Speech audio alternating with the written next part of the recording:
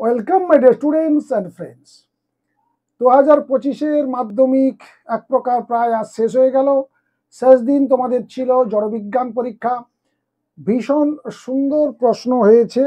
ছাত্রছাত্রীদের যে রিয়াকশান বা পরীক্ষা হল থেকে বেরোনোর সময় যে খুশি খুশি মেজাজ, সেখান থেকেই বোঝা যাচ্ছে। সেই সঙ্গে বিভিন্ন বিদ্যালয়ের শিক্ষক শিক্ষিকা যারা ছিলেন, যারা জড়বিজ্ঞান বা ভৌত বিজ্ঞান বা ফিজিক্যাল সায়েন্সের যে সমস্ত শিক্ষক শিক্ষিকাগণ, তাদের সঙ্গে কথাবার্তা বলার পর যেটা বোঝা গেল যে হ্যাঁ, প্রশ্নপত্র খুব সুন্দর হয়েছে। দু একটা প্রশ্ন একটু ঘোরানো হয়েছে, সেটা থাকে ফিজিক্যাল সায়েন্সে সবসময়ের জন্য, কিন্তু ওভারঅল প্রশ্ন খুব সুন্দর হয়েছে। আজকে দেখে নেব তোমাদের এই প্রশ্নগুলোতে যে এমসিকিউ এসএকিউ ছিল সেগুলো সব ঠিকঠাক তোমরা করে এসছো কিনা। ফিজিক্যাল সায়েন্সের টিচারের কাছ থেকে উত্তরগুলো জানার পর তোমাদের সঙ্গে সেগুলো আমরা শেয়ার করতে চলেছি। তোমরা চটপট দেখে নাও, সেই সঙ্গে মিলিয়ে নাও তোমরা শর্ট প্রশ্নতে কত পেতে চলেছ। তোমরা জানো এবছর পশ্চিমবঙ্গের বিভিন্ন রিজিয়নে বিভিন্ন রকম সেট করেছে মাধ্যমিক শিক্ষা পর্ষদ।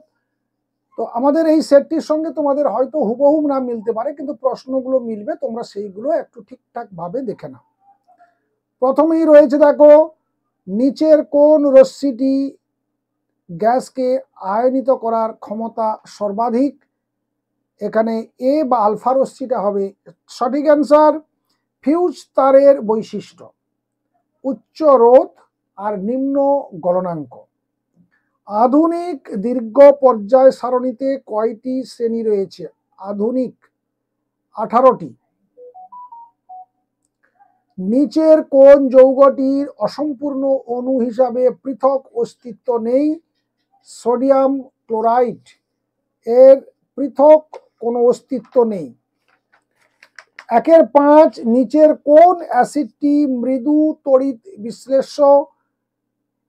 CH3COOH।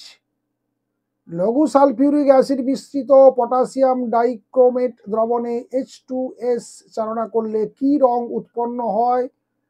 উত্তর হচ্ছে সি, সবুজ রং। নিচের কোন আকরিকটি অ্যালুমিনিয়ামের আকরিক? বক্সাইট। ত্রিবন্ধনীযুক্ত অসম্পৃক্ত হাইড্রোকার্বনটিকে শনাক্ত করো। C2H2। গ্রিনহাউস গ্যাস, জলীয় বাষ্প, এসটিপিতে 22 গ্রাম CO2 এর আয়তন কত? এখানে কার্বন = 12 এবং অক্সিজেন 16, তার মানে CO2তে কত থাকছে? 16 2 32, আর যদি 12 যোগ করা হয় তাহলে 44। তাহলে 44 মানে এখানে অর্ধেক, 22.4 লিটারের অর্ধেক মানে 11.2 লিটার। এটা হবে সঠিক অ্যান্সার। দেন 11 থেকে বলেছে একইভাবে 10 গ্রাম ক্যালসিয়াম কার্বনেটের তীব্র উত্তপ্ত করলে কত গ্রাম ক্যালসিয়াম অক্সাইড? কত গ্রাম ক্যালসিয়াম অক্সাইড? সমীকরণটা নিশ্চয়ই তোমাদের মনে আছে। CaCO3, এখান থেকে উৎপন্ন হচ্ছে CaO প্লাস CO2। এইটা কত গ্রাম, এইটা বার করতে হবে। এটার অ্যান্সার হবে 5.6 গ্রাম। এরপরে দেখো, তাপ পরিবাহিতাঙ্ক নির্ভর করে পরিবাহী দুই প্রান্তের তাপমাত্রার পার্থক্যের উপর, পরিবাহীর উপাদানের প্রকৃতির উপর। আলোর প্রতিসরণের সময় নিচের কোন রাশিটি অপরিবর্তিত থাকে? কম্পাঙ্ক। কোন প্রকার দর্পণে অসৎ ছোট সমশীর্ষ প্রতিবিম্ব গঠিত হয়? এটা উত্তল দর্পণ। নিচের কোন এককটি তড়িৎ শক্তির একক? কিলোওয়াট ঘন্টা। তারপরে দেখো বিভাগ খ, তেজস্ক্রিয়তার এসআই একক বেকারেল। ইউরেনিয়াম থেকে একটি বিটা কণা নির্গত হলে পারমাণবিক সংখ্যার কি পরিবর্তন হবে? 1 একক বৃদ্ধি পাবে, অর্থাৎ 92টা ছিল যেটা 93 হয়ে যাবে। বাম স্তম্ভের সঙ্গে ডান স্তম্ভের সামঞ্জস্য বিধান দেখে নাও। 1 দাগের সঙ্গে ডি, অর্থাৎ পাশে তোমাকে এভাবে ডি লিখতে হবে। 2 দাগের সঙ্গে আছে সি, 3 দাগের সঙ্গে আছে বি, আর 4-এর সঙ্গে ছিল এ। এই অপশানটা হচ্ছে, এই যে সিকোয়েন্সটা এটা ঠিকঠাক আছে। এরপরে দেখো নিচের বিবৃতি সত্য না মিথ্যা? তড়িৎ বিশ্লেষণ সর্বদা জারণ বিজারণের মাধ্যমে ঘটে, এটা সত্য। অ্যাসিড মিশ্রিত জল তড়িৎ বিশ্লেষণের ফলে ক্যাথোডে কোন গ্যাস উৎপন্ন হয়? H2 gas. নিচের কোনটি তড়িৎ বিশ্লেষ্য? Acetic acid. কি ঘটবে যদি লোহার চামচে অ্যাসিড মিশ্রিত কপার সালফেট দ্রবণে ডোবানো হয়? এক্ষেত্রে কি হবে? লোহা আর এই কপার প্রতিস্থাপিত করবে বা প্রতিস্থাপিত হবে এবং লোহার চামচের উপরে কপারের আস্তরণ অর্থাৎ বাদামি আস্তরণ পড়ে যাবে। হেবার পদ্ধতিতে অ্যামোনিয়া প্রস্তুতির জন্য কোন ধাতুটি অনুঘটক হিসেবে ব্যবহার করা হয়? লৌহ চূর্ণ। শূন্যস্থান পূরণ বুঝতে পারছো, CaC2 প্লাস N2 থেকে CaNCN প্লাস C। থার্মিট পদ্ধতিতে কোন ধাতু নিষ্কাশন হয়? তিনটের যে কোনো একটা লিখলেই তোমাদের চলবে। নিচের জৈব যৌগটির IUPAC নাম? 2-ব্রোমোপ্রোপেন। তারপরে দেখো রয়েছে অবস্থানগত আইসোমেরিজম বা সমাবয়বতার উদাহরণ। এক্ষেত্রে তোমরা লিখতে পারো CH3CH2 নিচে OH আর তার সঙ্গে লিখবে CH3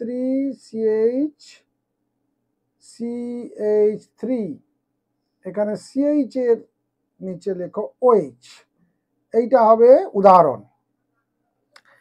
এরপরে দেখো রয়েছে রান্নার পাত্রে আঠাবিহীন প্রলেপ বা নন স্টিক প্রলেপ দেওয়ার জন্য ব্যবহৃত পলিমারের মনোমার টেট্রাফ্লুরোইথেন। তারপরে রয়েছে বায়ুমণ্ডলে কোন স্তরে ঝড় বৃষ্টি ঘটার সম্ভব? এটা হচ্ছে ট্রপোস্ফিয়ার। ওজন স্তরের গাঢ়ত্ব কোন এককে প্রকাশ করা হয়? ডপসন। রেফ্রিজারেটর থেকে নির্গত গ্রিনহাউস CFC। সত্য মিথ্যা রয়েছে এরপরে। -273°C তাপমাত্রায় কোনো গ্যাসের অসীম হয়, এটা মিথ্যা, এটা শূন্য হবে। STPতে 16 গ্রাম অক্সিজেন গ্যাসে উপস্থিত অণুর সংখ্যা। 16 গ্রাম অক্সিজেন তোমরা জানো 16 দিয়ে 32 হবে, তাহলে 32 মানে অর্ধেক হয়ে যাবে, 2 দিয়ে ভাগ করে দিতে হবে। 6.022 × 10⁻23 কে ভাগ করলে যেটা হবে, অর্থাৎ এটা হবে 3.011 × 10⁻23। নিচের বিবৃতি সত্য না মিথ্যা? এটা লিখতে হবে। লোহার দৈর্ঘ্য প্রসঙ্গ গুণাঙ্ক দিয়ে দিয়েছে আর আয়তন প্রসঙ্গ গুণাঙ্ক এইটা হবে, এটা ঠিক আছে কিনা? আমরা জানি যে alpha is equal to gamma by 3, এখানে অর্থাৎ 1.2 সঙ্গে যদি 3 গুণ করে দিই, 3 গুণ করলে 12 × 3 = 36, এটা এসে যাচ্ছে, তার মানে এটা সত্য। বলছে ভৌত রাশির একক নির্ধারণ করতে বলেছে, কোন ভৌত রাশির একক? তাপ